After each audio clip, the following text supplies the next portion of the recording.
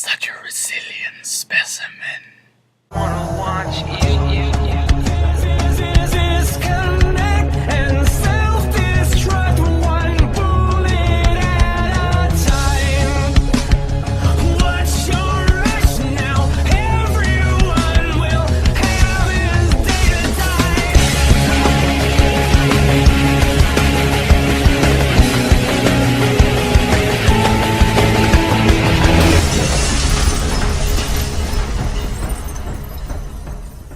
Hey guys, Aaron here. I've not got a script for this one, I'm just going off of it. It's time for me to review Wolfenstein: The New Order, for, well, PS4 in this case, but in general just the game. So, right off the bat, I hope my Death's Head impression was good enough for you. It did sound a bit too British or a Nazi, but whatever, I'm just having some fun with it. I beat the game quite a while ago. It's just been getting time to review it. I've got a load of shit, as you can see behind me. It's a mixture of my stuff and Ben's staying over at the moment, so some stuff that Ben's got, and there's his accommodation, as I'll call it. So it's been quite hectic here. It's been hard to get a single moment of quiet. It's been hard to just do a video in general, hence why I haven't really done one. That Destiny one was the day before he came over. He's been here for a few days now, so I'm not annoyed at the fact he's here. I want him to come over. You know, he's a good friend. It's nothing like that. It's just finding the time to do a video on my own, the way I like to do it personally, the way I feel most comfortable. So now I've got a moment because he's out with my mum and dad at the moment, and I'm looking after my brother. Wolfenstein: The New Order. Was I disappointed with the game? I wasn't until the last 10 minutes. And I'll get into that right at the end. Now, there will be spoilers, but by this point, anyone that wants to really badly play this game has probably already played the game. So there will be, because it's only a single-player game and it's story-driven, even though there's not much story to it. But I'll explain the basic gist of it, and then I'll say, right, spoilers now. So within the first few minutes of this video, you'll know whether or not to go get it. Excellent fucking game. Really, really fucking good. And also, really fucking close to my favourite Wolfenstein. My favourite was the one by, I think it was Grey Matter Interactive, don't quote me on it. I'm not going to bother opening it because I'll be another fucking 5 minutes and this video will be going on long enough already. They made Return to Castle Wolfenstein, which was in 2001, I believe, which was the sequel to Wolfenstein 3D, or Wolf 3D, or whatever you want to call it, which was the original by id Software. Surprisingly, id Software has not made a single Wolfenstein game since Wolfenstein 3D. None of these games have been done by id since the original. This is done by a new company in Sweden called Machine Games. My god, you guys have knocked out the fucking park. You guys did a fantastic fucking job with this game. And I will definitely look forward to anything else you guys do. If you guys are doing the Wolfenstein franchise, count me in for the next one. Seriously, this is absolutely fantastic. If you want a game that's going to last you a long time and a lot of replayability and a lot of secrets and going back and like collecting shit like Enigma codes, best fucking purchase you could ever make all year round, honestly. It's like £25 here in the UK now, like pre-owned. I'm not even joking. So, to me, it's a no fucking brainer. I bought it day one because I wanted it, and also I pre-ordered for the Doom beta, which I'll get into right at the end. But I was just absolutely blown away by how good this game was. If I had to give it an overall rating right now out of the box, it would hands down be an 8 out of 10. Fucking incredible. The graphics are amazing in 1080p. I believe it's 60 frames per second, but 1080p doesn't matter to me, honestly. But it looks fantastic. The alternative history of it. The game starts in 1946. The Allies are pushed back against the wall, and it's literally from the first mission. You know this shit never happened because we won the war in 45. The war was finished in 45. In fact, we technically finished the war, I believe it was 44. It's the fact that Japan was still going on and America went after them in 45, I think it was. But 44, 45 was the end of the war, but this starts in 46. So already this is like, you know. I won't get into the story too much. I don't want to spoil too much, but the ending I'll touch on at the end, so that will be a spoiler.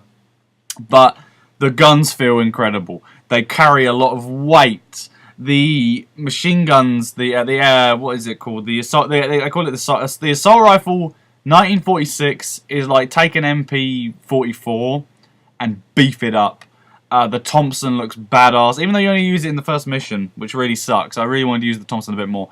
The Luger looks incredible. It's 3-round burst. The attachments you can get for your gun. The weapon that I can't remember the name of right now because it's like Panzer something that allows you to cut through metal but also use it as a gun is fucking genius. The fact that you can cut through metal to get health and all sorts and collectibles and shit is brilliant.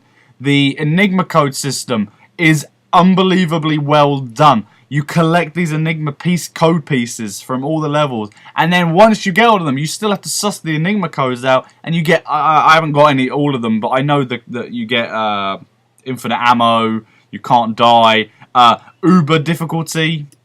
Sorry, the phone went off, and my brother picked up one of his friends coming over. Anyway, but yeah, you get infinite ammo, I got the game here. Infinite ammo, Uber difficulty, which is like, Uber difficulty already is like really hard, but there's like super Uber, I think it is, in the code. 1-hit kill. The minute you get shot once, you're fucking dead. Which, anyone that could beat the game on that, it's like fucking Dark Souls in that case. Because, I mean, I die. I've looked at my stats. I've played through the game twice now, fully, because there's 2 timelines. Because at the beginning of the game, you have to pick between 2 characters you want to keep alive, because you have to make a choice which one dies. And depending on the one you pick, the way you go through the levels is slightly differently. And also what you can unlock. There's like, if you save one guy, you can lockpick, but if you do the other one, you can hotwire. So that offers a lot of replayability in the game. I've beat the game twice. In the total, I have died 50 times. And most of those were on my first playthrough because some of the level design... That's the biggest negative I have about the game, and the reason it's not a 10, is because sometimes the level design is, at times, really fucking confusing. Like, I've seen on YouTube as well, people are going, well, where the fuck do I go? It feels like I should be able to go here. Really, that's the only negative, is like, sometimes it's really confusing where the fuck you go. It takes about 10 minutes for me to find where I'm going at some points. But overall, it's pretty straightforward where you're supposed to fucking go most of the time. It feels like the best way to describe this game is like, take Return to Castle Wolfenstein, my honest favourite, the fast-paced action gameplay of Wolfenstein 3D, which there was hints of it in Return to Castle Wolfenstein, and then mix it with a modern shooter where you can lean around corners, well, there's grenades in like Return to Castle Wolfenstein, you know, grenades, the ability to carry all these weapons, dual wielding, etc., etc., and you get this game, and it's absolutely breathtaking. It's fantastic fun. You can just play this game without giving a shit about story, and you can just run through the level, akimbo automatic shotguns, slide on the floor, that's another thing, just blow legs off and shit, and it's just so gratifying. When I kill someone, I'm literally like when I got the double barrel in the hospital, it's like the second mission of the game, and I cocked it, and I blew some German's fucking leg off. I literally went, oh, in my fucking chair. I literally, I'm not squeamish. I don't mind this kind of shit. Like, I reacted the same way when I saw the Mortal Kombat trailer, the reveal where he throws the harpoon in his head and it like rips it off and like embeds it in the tree.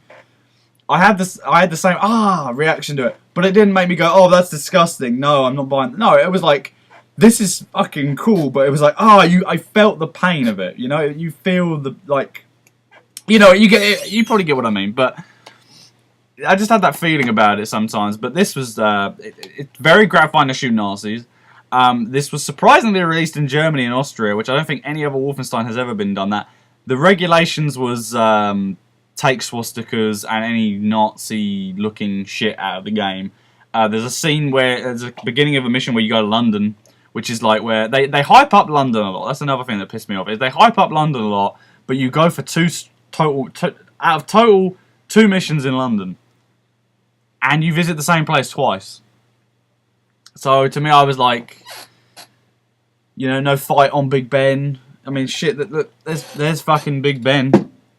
Like, you know, it could have been a bit better. But with that, I do feel that the overall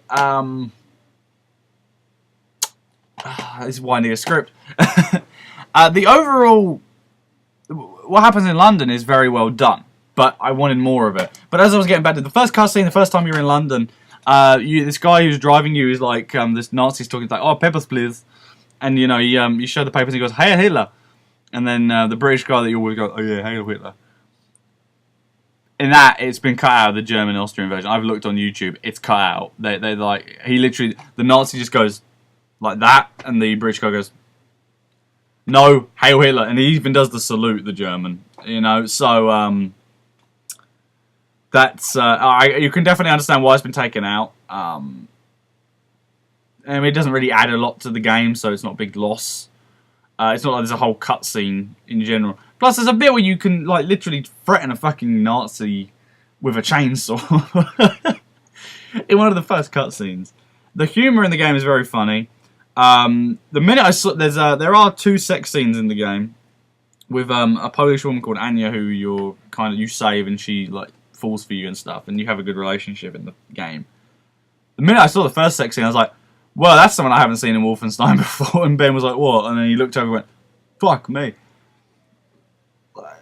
Out of the blue, and then that's the first one. They were on a train. It was like straight after that bit you've seen on probably YouTube, and the second one was just funny. It was just there for comedic charm. It was done very well. It was very funny. But so that's the end of my normal non-spoiler review. But even though I've given a few things away, but that's not really story-wise giving away much.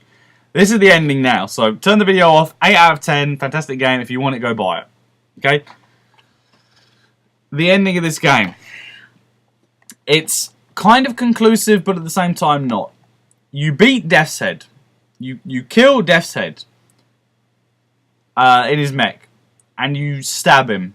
And he's like, "I will not stand to you." He's like, "Fine, I'll cut you when you're down," or something like that. And you stab him, and he goes, "You are so gullible." And he opens his hand, and there's a grenade that's lost the pin, and it blows up. And after that explosion, you see that his Death's Head is fucking dripping with blood. His fucking head's gone.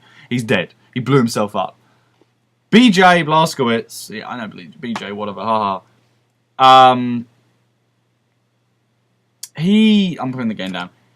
He's cut open. He's fucking really injured. And the guy you save, depending on the one you pick at the beginning of the game, says to you, "Are we clear to fire the thing? I need to blow this compound down." And he goes, "You're clear." And then it cuts. You don't see Blazkowicz officially die. It's kind of hinted you die.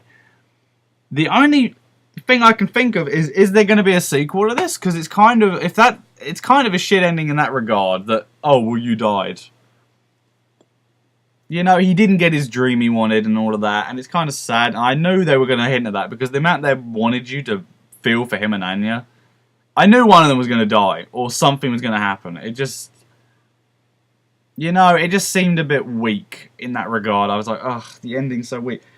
The only way I can see them getting around this and making a sequel to this is that BJ dies, Anya realizes that they have sex twice.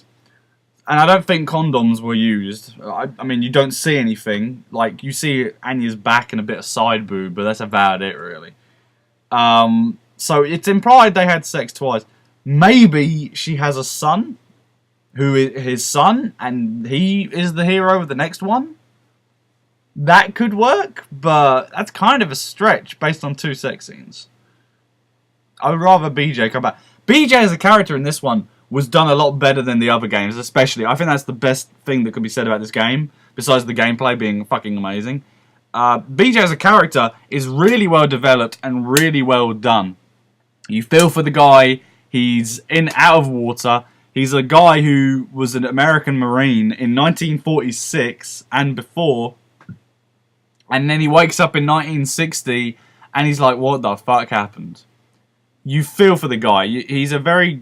You know, you can relate to this character. Because in this situation, you'd feel the exact same fucking way. You would. I don't care what anyone says. You honestly to God would. So, it's just... I mean, the game is fantastic, but that ending was really kind of annoying to me. I was like, ugh. Getting on to the final thing, the Doom Beater. Depending on what console you buy it on, it's locked to that console. So, which is kind of self-explanatory. But if you were planning to buy this on PS3, and then you're like, oh, but I want to get the Doom Beater on PS4, can't do it. You have to play it on PS3. I got it on PS4. I'm going to get Doom on PS4 when it comes out, so it was like, whatever for me. But for someone who wants to get a new console soon, it might be a bit annoying for you. Like, yo, I got to hold on to this if I want my beta. But, you know, whatever. It's a beta, really. The reveal is coming out July 17th. And I can't fucking wait. I've seen the teaser. I think I did a thoughts on it. Looked fucking incredible. Can I wait for the beta? I think it's going to be multiplayer, though, by the fact that it's a beta, to be honest. Or maybe there's a demo. It's a demo, a glorified demo. But I think it's going to be a fantastic game. It looks promising. If it looks like that from the teaser in the full game, can we fucking in? But I'm waiting for some reveal trailer, and I'm waiting for gameplay as well. Same goes with Call of Duty. I want to see the multiplayer gameplay. But anyway, that's my review. 8 out of 10. Thanks for watching. Sorry it's a bit rushed and a bit all over the place. Just want to get it done. I got to do a script for Watch Dogs 1. For our Watch Dogs review, because I finished that quite a bit back. I'm almost completely 100% done with that. So, yeah, thanks for watching. Wolfenstein: The New Order, 8 out of 10. Solid purchase. I'm going to be playing through it for a third or fourth time. I love replaying games. So, I'm definitely going to enjoy this. Thanks for watching, guys. Really appreciate it. Bye.